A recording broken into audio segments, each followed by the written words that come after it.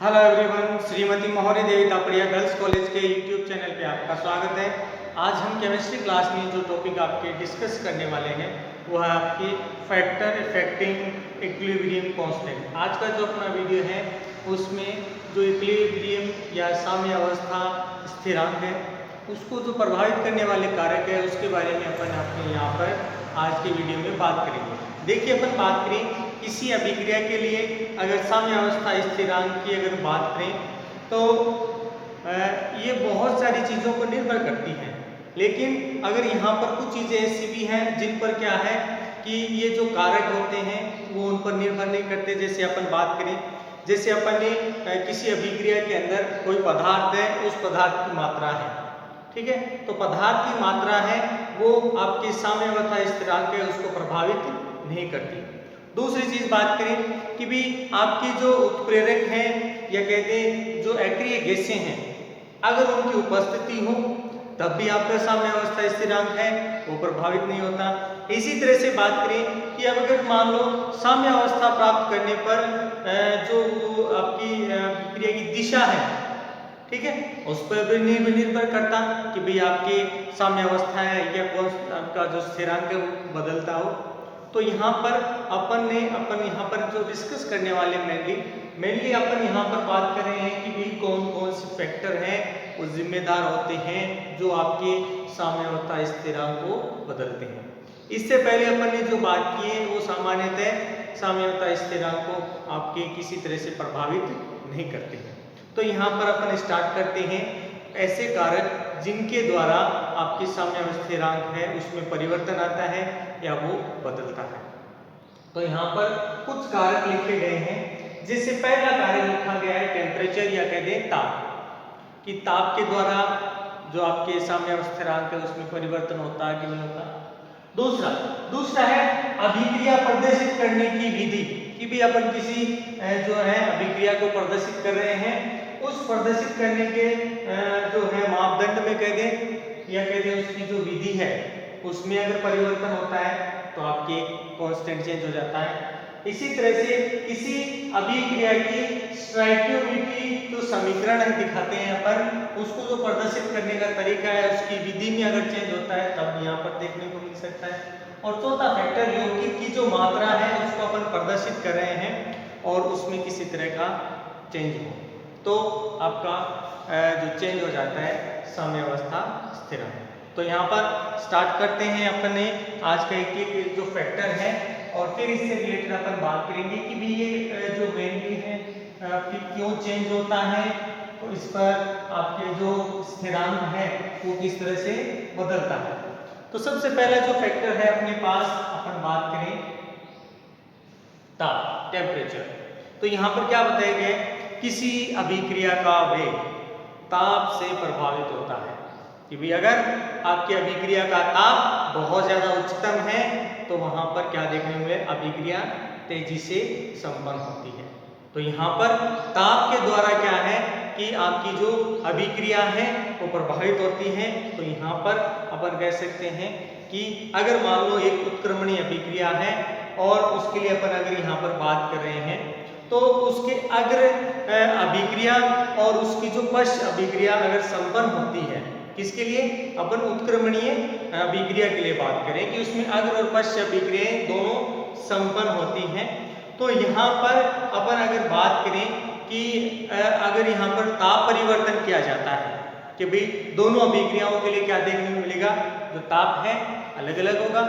तो यहाँ पर क्या बताया गया, ताप का भी जो साम्य अवस्था स्थिरांक है वो क्या है आपके प्रभावित होता है, कि भाई जैसे जैसे ताप बदलेगा, क्योंकि अग्र और प्रतिप अभिक्रिया है उसके लिए अगर अपन बात करें तो दोनों के लिए ताप दोनों समान हो ये जरूरी नहीं है, दोनों के अलग अलग ताप भी हो सकते हैं।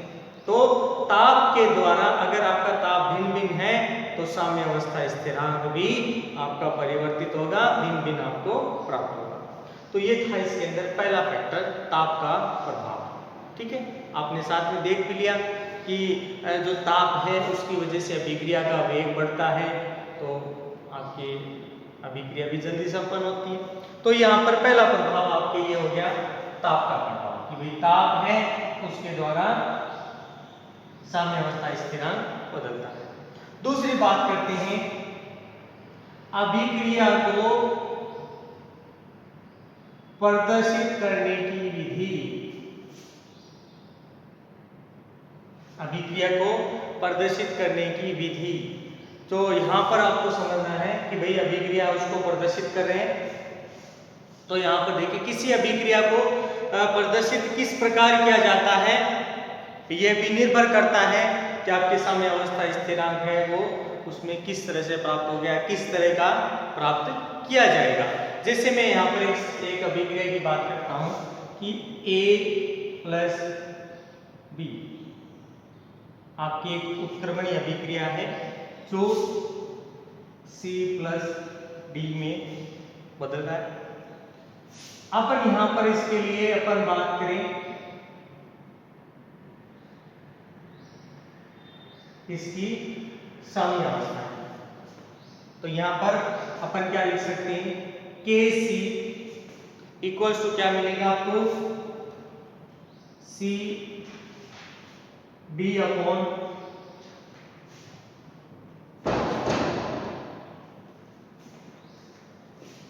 आपका ये हो गया। अब यहां पर देखिए थोड़ी देर बाद अपन बात करें कि भाई यहां पर ये जो आपके प्राप्त हुआ है, अगर यही अभिक्रिया दूसरे तरीके से संपन्न हो, जैसे अपन यहां पर बात करें C प्लस D है वो चेंज होता हो, तो यहां पर अपन क्या कह सकते हैं, ये AB में बदलता है। तो इसके लिए बात करें तो यहां पर आपको क्या देखने को मिलेगा कि जो KC डैश है वो यहां पर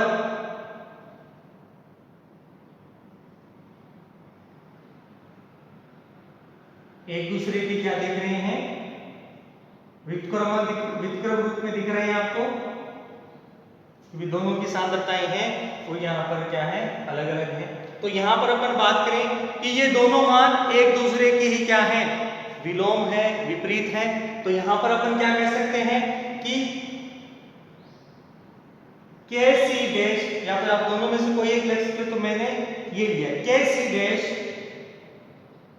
1 अपॉन KC, क्योंकि एक दूसरे के क्या है, व्युत्क्रम है, एक दूसरे की विपरीत अवस्था में क्या है, ये आपके उपस्थित होता है। तो ये आपका पहला फैक्टर हो गया कि अभिक्रिया को प्रदर्शित करने आपकी बात करें कि जो विधि है उसमें अगर चेंज होता है तो वहां पर आपको क्या देखने को मिल रहा है कि साम्यावस्था स्थिरांक भी दोनों के लिए अलग अलग देखने को मिल रहा है। यहाँ पर बात करें ये एक दूसरे के क्या है, व्युत्क्रमानुपाती रूप से है। इसी तरह से अपन इसका जो तीसरा फैक्टर है अगर उसकी बात करें, तीसरा फैक्टर है कि भी यहाँ पर स्टोइकियोमेट्री जो विधि है उसके द्वारा, तो यहाँ पर उसमें भी अगर चेंज होता है तो अपन यहाँ पर उसके लिए भी बात करें। तो तीसरा फैक्टर है, बात करें स्टोइकियोमेट्री समीकरण प्रदर्शित करने की विधि।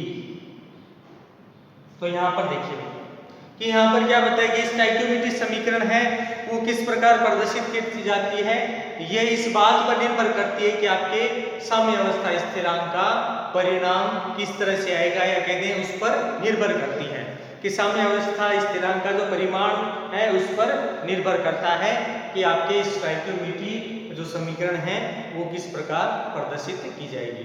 कि भाई यहाँ पर एक दूसरे पर ये क्या है, डिपेंडेबल कह सकते हैं कि स्टोइकियोमेट्री समीकरण अपन किस तरह से दिखाएंगे वो आपके इस बात पर भी निर्भर करेगा कि साम्यावस्था स्थिरांक है उसका परिणाम किस तरह से।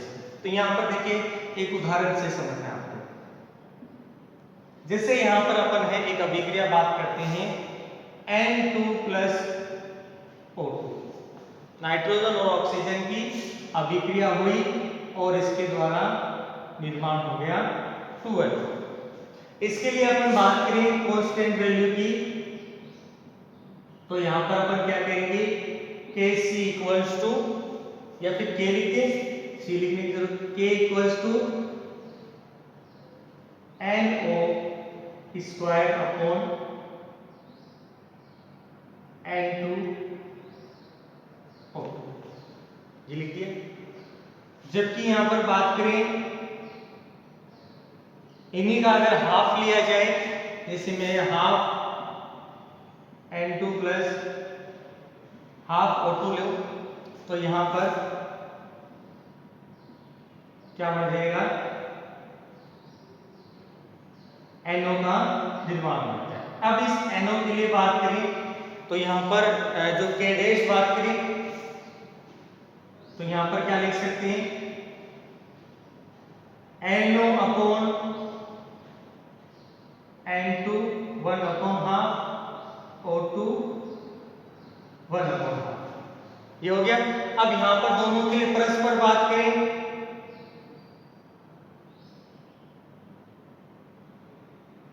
तो यहां पर दोनों में देखिए जो चीज आपको खास कर ध्यान रखने में मिल रही है कि K जो है वो आपके अंडर रूट K डैश के बराबर दिख रहा है, यानी एक दूसरे से इस तरह से संबंधित हो सकता है। तो यहां पर अपन क्या देख रहे हैं कि आपके सामान्यतः तो स्टैबिलिटी अपन जो आपके व्यवस्था दिखाते हैं या समीकरण दिखाते हैं उसके द्वारा भी यहाँ पर अपन ने इसके दोनों के द्वारा अपन ने बताया कि भाई इनमें एक दूसरे के साथ एक दूसरे में ये इस तरह से संबंधित हो सकते हैं। तो इस तरह से भी अपन क्या कर सकते हैं, आपके साम्यावस्था स्थिरांक को बता सकते हैं। अब लास्ट चौथा फैक्टर सुनना है। चौथा फैक्टर है यौगिक की मात्रा,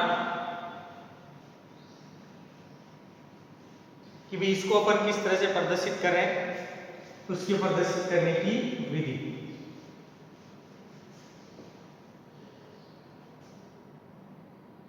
यौगिक की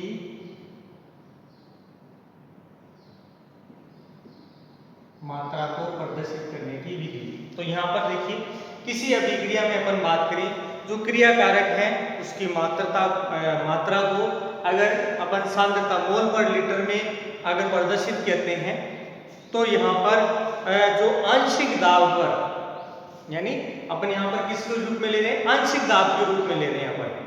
तो यहाँ पर आंशिक दाब पर भी इस बात पर निर्भर करता है कि आपके साम्यावस्था स्थिरांक का मान क्या है, कि आंशिक दाब पर भी ये निर्भर करेगा कि आपके साम्यावस्था स्थिरांक जो लिख रहे हैं या फिर जो कांस्टेंट वैल्यू है आपकी वो किस तरह से है, उस पर निर्भर करता है कि अपन यहाँ पर यौगिक की मात्रा है वो किस तरह से दिखाएं। तो यहाँ पर देखिए इसको भी वैसे ही प्रदर्शित करना है जैसे आपने अभी थोड़ी देर पहले प्रदर्शित किया था कि भाई यहाँ पर ये किसमें चेंज हो रहा है, C प्लस D। अब इसके लिए अपन यहाँ पर बात करें तो क्या चीज देखने को मिलेगी, KC equals to D upon A D। यहां पर अपन बात करें अगर आंशिक दाब की बात करें तब यहां पर लिख देंगे KP इक्वल्स टू P और C dot P D upon क्या लिख देंगे, P A डॉट P। तो यहाँ पर आंशिक दाब पर भी क्या कर सकते हैं, या अभिक्रिया की क्रिया कारकों की जो सांद्रता है उसके आधार पर भी अपन बता सकते हैं कि यौगिक की मात्रा है वो किस प्रकार से साम्यावस्था स्थिरांक है उसको प्रभावित करता है। तो ये था डियर स्टूडेंट आपकी साम्यावस्था स्थिरांक को प्रभावित करने वाले कारक से रिलेटेड आज का अपना वीडियो। आई होप यू आज का अपना वीडियो आपको पसंद आएगा। वीडियो को लाइक करें, शेयर करें और इससे रिलेटेड आपके जो नोट्स है बढ़ाते रहें। और इस वीडियो को देखने के लिए धन्यवाद।